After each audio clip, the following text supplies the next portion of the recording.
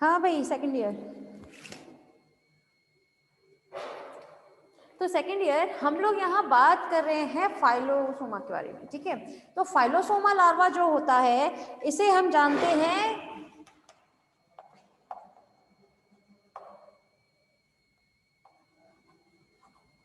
Glass crab के नाम से। किस नाम से जानते हैं इसे हम? ग्लास क्रैब के नाम से जानते हैं। वैसे कहने के लिए ये ग्लास क्रैब जो होते हैं, मतलब फाइलोसोमा जो है, ये होते हैं आपके पारदर्शी और बहुत ज्यादा कोमल, ठीक है। पारदर्शी कोमल होने के साथ साथ ये फाइलोसोमा लार्वा जो होता है वो बहुत बड़े लार्वा होते हैं। कैसे होते हैं? बहुत बड़े लार्वा होते हैं, ठीक है, जिनका आकार जो है वो पत्ती नुमा होता है।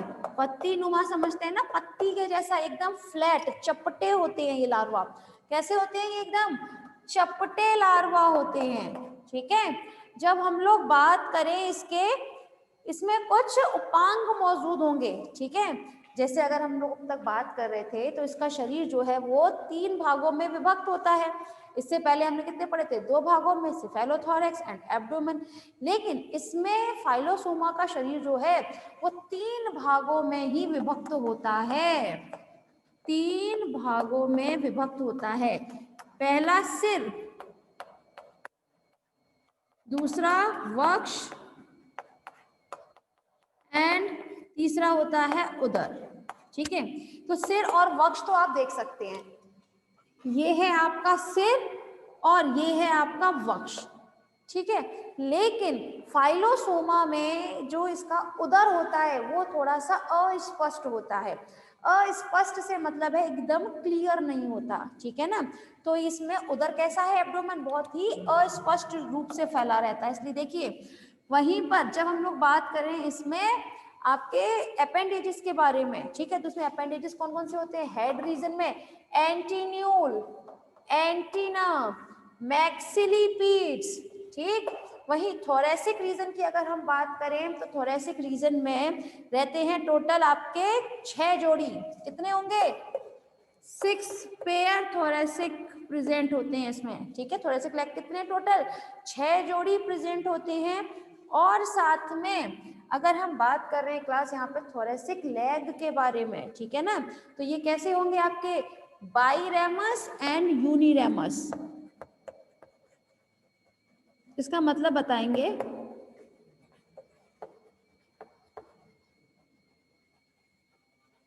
थोरेसिक लेग कैसे होते हैं? एक तो 6 जोड़ी उपस्थित होते हैं, साथ में होंगे बाईरेमस और यूनिरेमस, दोनों प्रकार की।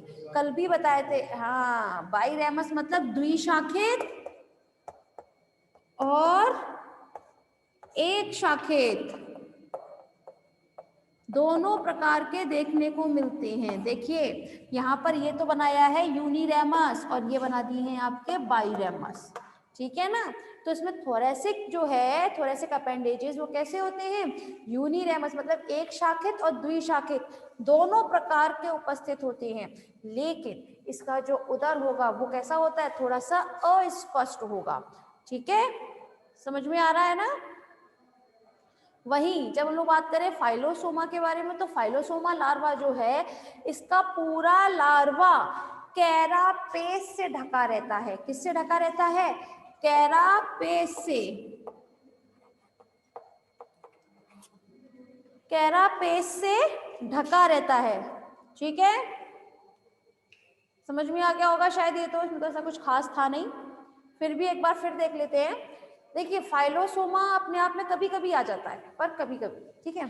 जब हम लोग बात करें फाइलोसोमा के बारे में, तो फाइलोसोमा बहुत ही कोमल, पारदर्शी लेकिन बहुत बड़ा लार्वा होता है, ठीक है, जो पत्ती नुमा एकदम पत्ती जैसा लीफ लाइक स्ट्रक्चर में होगा, ठीक है। वही इसे हम और किस नाम से जानते हैं? ग्लास क्रैब के नाम से जानते हैं। इसका शरीर 3 भागों में विभक्त रहता है, हेड, थोरैक्स और एब्डोमेन। इसमें फाइलोसोमा लार्वा में हेड और थोरैक्स, सिर और वक्ष, ये दोनों तो आपके स्पष्ट होते हैं, लेकिन उदर वाला भाग जो होता है वो अस्पष्ट होता है, ठीक है। जब हम लोग बात करें वक्षीय उपांगों के बारे में, तो इसमें जो वक्षीय उपांग उपस्थित होते हैं वो 6 जोड़ी उपस्थित होते हैं और एक शाखे दो शाखे दोनों ही प्रकार के देखने को मिलते हैं। ठीक है। और इसके हेड रीजन में कौन कौन से उपांग होते हैं? एंटीना, एंटीन्यूल। ठीक है। और इसके सिर में उपस्थित होती है एक जोड़ी सरल रेखा। ठीक है। चलिए बात कर लेते हैं हम लोग आगे नेक्स्ट।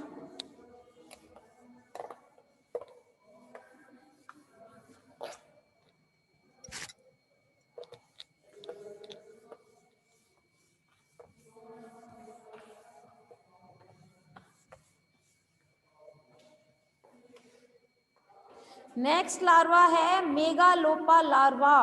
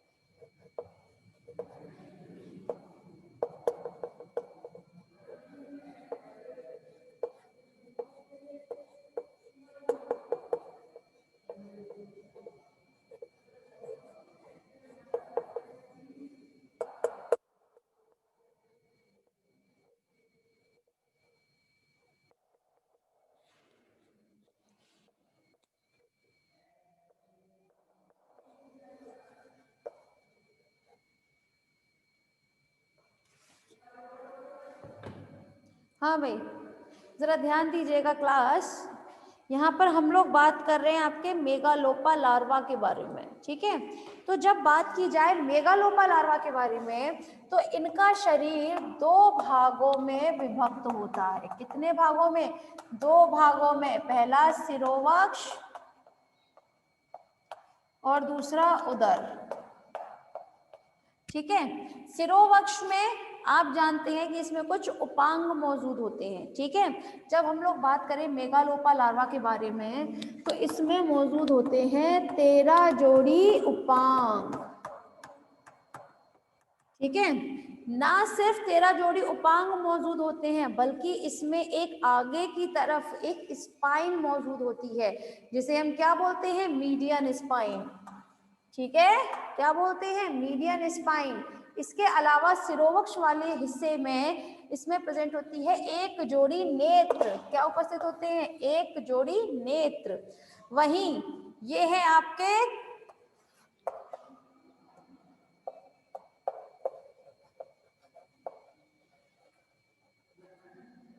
Thoracic appendages. देखिए क्लास, जब हम लोग बात करें थोरैसिक अपेंडेजेस के बारे में, तो कितने होते हैं थोरैसिक अपेंडेजेस? जो हमने थोड़ी देर पहले भी पढ़े थे, ये होते हैं टोटल 5 जोड़ी थोरैसिक है, हाँ, ठीक है। लेकिन अभी हम लोग बात कर रहे हैं आपके सिरोवक्ष के बारे में, ठीक है ना। तो सिरोवक्ष में कितने हो गए अब अपेंडेजेस? एक एंटीन्यूल, एक एंटीना, ठीक है। वहीं चीलेट लेग्स, ठीक है, 3, एक antennule, antenna, chelate legs. Thoracic appendages कितने हैं? 5। ये तो बात हुई थोरैसिक तक, ठीक है। लेकिन जब हम लोग बात करें आगे, तो थोरैक्स के आगे वाले पोर्शन को हम क्या बोलते हैं? उदर, मतलब एब्डोमेन बोला जाता है। और इस उदर में मौजूद होते हैं 6 खंड। कितने खंड? 6 खंड उपस्थित होते हैं, और हर एक खंड पर एक जोड़ी आपके प्लियोपोड्स पाए जाते हैं। हर एक खंड पर कितने? एक जोड़ी प्लियोपोड। तो जब हम लोग बात करें क्लास प्लियोपोड के बारे में, ठीक है, तो ये 6 खंडों पर है, तो कितने हो जाएंगे? 6, ठीक है ना। 6 जोड़ी हो गए ना। तो अब टोटल कर लीजिए आप, 13 खंड, क्या 13 उपांग हो रहे हैं? 13 जोड़ी, 1 2 3, 3 और 5 8, 8 और क्यों भाई, टोटल हो रहे हैं कि नहीं हो रहे हैं? ठीक है, तो इसमें टोटल हो रहे हैं 13 जोड़ी उपांग, ठीक है। वहीं सबसे लास्ट में क्या मौजूद होता है इसमें? टेल्सन। इसमें यूरोपोड उपस्थित नहीं है, टेल्सन मौजूद है। यूरोपोड मैंने नहीं ड्रॉ किया है, देखिए, ठीक है। तो इसमें टोटल कितने हो गए? हम 13 जोड़ी उपांग मौजूद हैं, ठीक है। देखिए क्लास, एक बार फिर बात कर लेते हैं हम लोग। यहाँ हम लोग बात कर रहे हैं मेगालोपा लार्वा के बारे में। तो देखिए, किसी किसी जंतु में मेगालोपा तो कैसा होगा? डायरेक्ट। मगर हम लोग जनरली बात करें अगर क्रैब के बारे में, क्रैब मतलब केकड़ा, ठीक है ना। तो क्रैब में क्या होता है? सबसे पहले अंडा है, ठीक है। इस अंडे के ही अंदर नॉप्लियस लार्वा हो जाता है, ठीक है ना। किसना क्या हो जाता है? नॉप्लियस लार्वा कन्वर्ट हो जाता है। लेकिन जब हम लोग बात करें आपके इस अंडे में, तो हो गई नॉप्लियस लार्वा, ठीक है। लेकिन इस नॉप्लियस लार्वा के बाद में ये अंडा किससे बदल जाता है? जोइया लार्वा में, ठीक है। जोइया लार्वा ही बताया था ना। वहीं जोइया लार्वा कन्वर्ट होता है आपके मेगालोपा लार्वा में। ये हम बता रहे हैं आपको केकड़े के बारे में, ठीक है ना। तो जो किंग क्रैब होता है, उसमें जो परिवर्धन होगा वो किस तरह से होता है?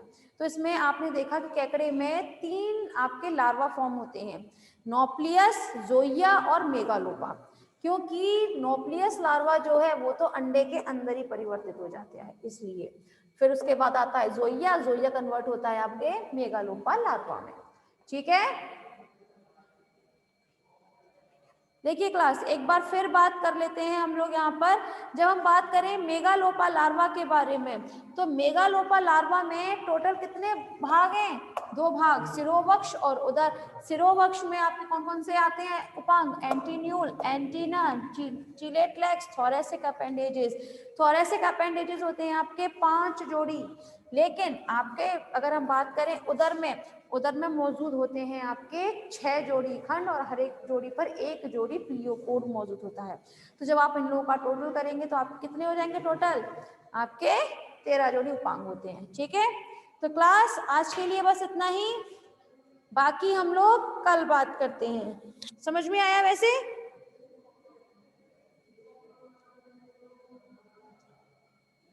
चलिए फिर आज के लिए बस इतना ही क्लास।